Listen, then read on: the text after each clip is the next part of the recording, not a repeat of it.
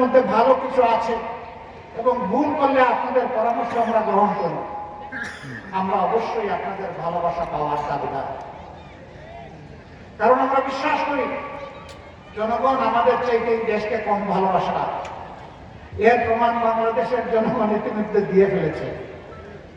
5 August পরিবর্তন হওয়ার পর 6, 7, 8 বাংলাদেশে কোনো সরকার ছিল না। আমি ঠিক বললাম না? ঠিক বললাম। কিন্তু আলহামদুলিল্লাহ বাংলাদেশের জনগণ প্রত্যেকে জিম্মাদার হয়ে দায়িত্ব নিয়ে অপরের জান, মাল এবং ইজ্জতের পাহারাদারি করেছে।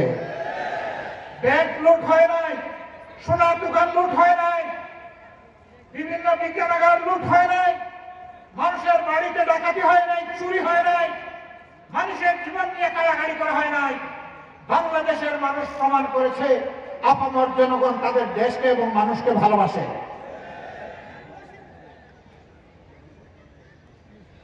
এই দায়িত্বশীল জনগণকে আমরা একটা দায়িত্বশীল সরকার উপহার দেব ইনশাআল্লাহ। এই সরকার পরিচালনা করতে গিয়ে দেশি বিদেশি কোন শক্তির লাল চক্ষুকে আমরা পাত্তাই দেব না। আমাদের সরকার পরিচালনার যদি আল্লাহর ইচ্ছায় জনগণের ভালোবাসায় আমরা সেই সুযোগ পাই, সরকার পরিচালনার ভিত্তি হবে আল্লাহকে ভয় করা, প্রকাশ্যে এবং গোপনে। আল্লাহকে যারা ভয় করবে, জনগণের সমস্ত আমানত তাদের কাছে নিরাপদ। জনগণকে তাদের অধিকার চেয়ে নিতে হবে না, সরকার বাধ্য থাকবে জনগণের অধিকার তাদের ঘরে পৌঁছে দিতে। এই ইতিহাস নতুন করে আমাদের রচনা করা লাগবে না। এটি আমাদের গর্বিত ইতিহাস, এটি আমাদের মদিনা কেন্দ্রিক শাসনের ইতিহাস। আমরা দল ধর্ম নির্বিশেষে সকল মানুষের জন্য সেই ইতিহাস রচনা করতে চাই। অনেকে আমাদেরকে কর্নার করার চেষ্টা করেন। বাংলাদেশ জামাতে ইসলামী যেহেতু কোরআন কেন্দ্রিক একটি দল, সেই কারণে অন্য ধর্মের লোকেরা তাদের হাতে নিরাপদ হবেন না। আমি মহান আল্লাহর উপর ভরসা করে চ্যালেঞ্জ দিলাম, 54 বছরের স্বাধীন বাংলাদেশে বাংলাদেশ জামাত ইসলামের কোন নেতা কোন অন্য ধর্মের লোকের উপর জুলুম করেছে, তার জমি দখল করেছে, তার ইজ্জতের উপর হাত দিয়েছে, তার সম্পদ লুণ্ঠন করেছে, সাহস থাকলে আমাদেরকে বলে দেবে। আমরা সেই দুষ্ট লোক তৈরি করি না।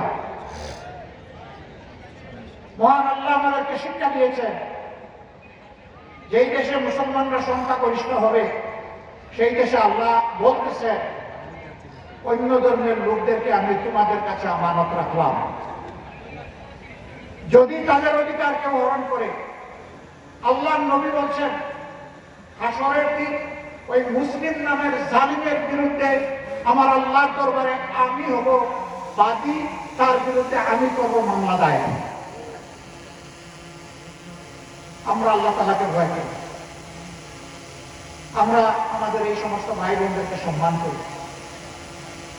ধর্মীয় কোন বিশ্বাস ধারণ করা প্রত্যেক নাগরিকের নিজস্ব ব্যাপার, এখানে কোনো জোর জবরদস্তি চলবে না।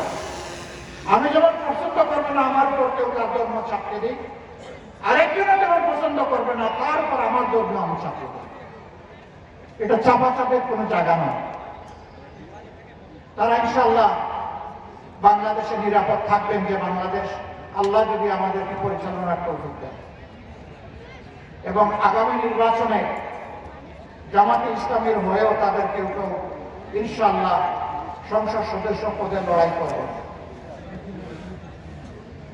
এর মাধ্যমে আমরা জাতিকে ঐক্যের জায়গায় আনতে চাচ্ছি, বিভক্তির ভেদে রাখার কবর রচনা করতে চাই।